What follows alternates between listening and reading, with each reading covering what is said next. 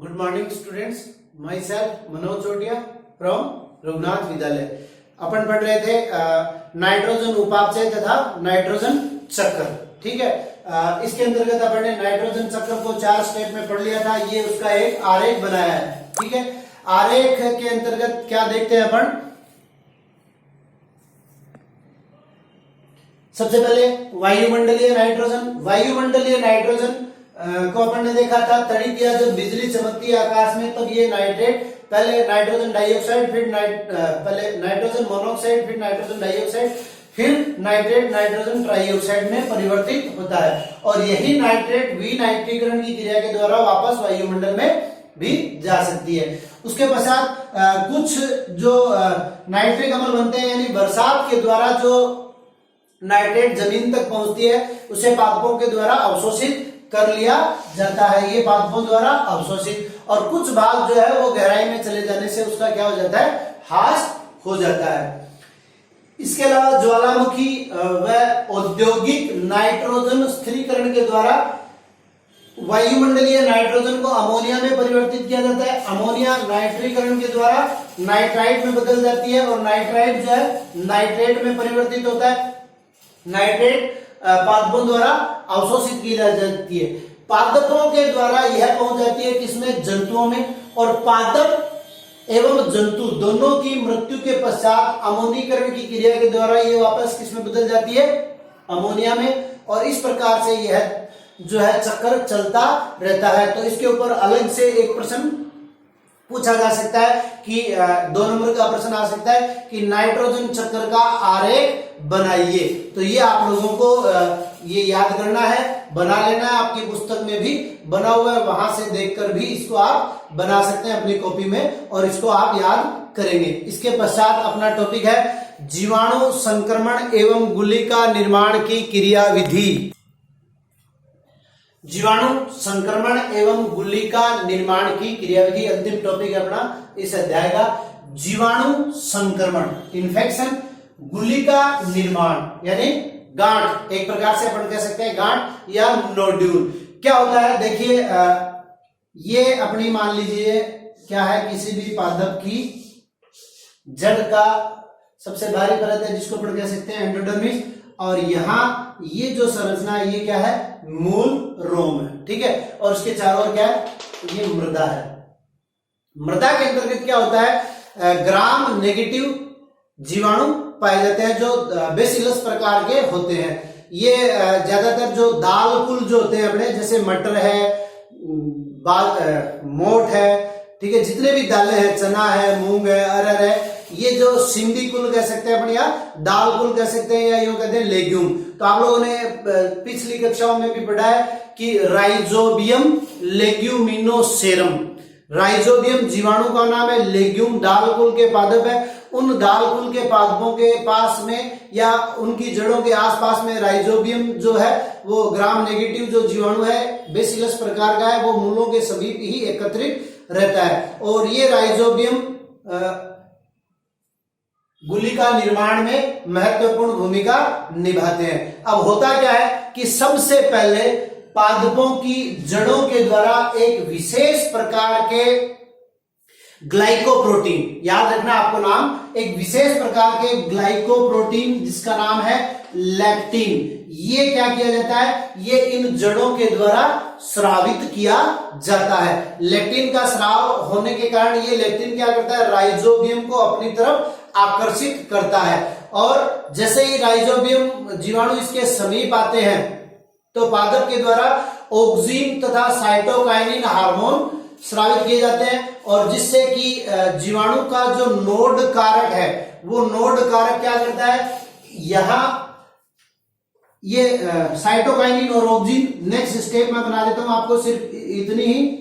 ये साइटोकाइनिन और ऑक्सीन क्या करते हैं?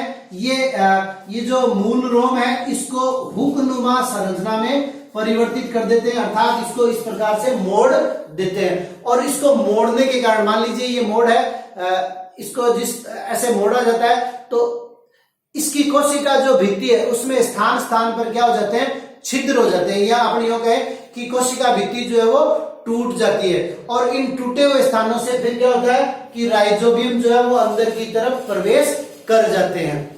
ठीक है, और जब राइजोबियम यानी जीवाणु को क्या कहते हैं? बैक्टीरिया। बैक्टीरिया इस पादप कोशिका में प्रवेश कर जाता है तो उसके पश्चात इसे बैक्टीरिया न कह के क्या कहेंगे? बैक्टीरोइड। बैक्टीरोइड। तो मान लीजिए 1 नंबर का ये प्रश्न पूछा जा सकता है, बैक्टीरोइड किसे कहते हैं? तो राइजोबियम जीवाणु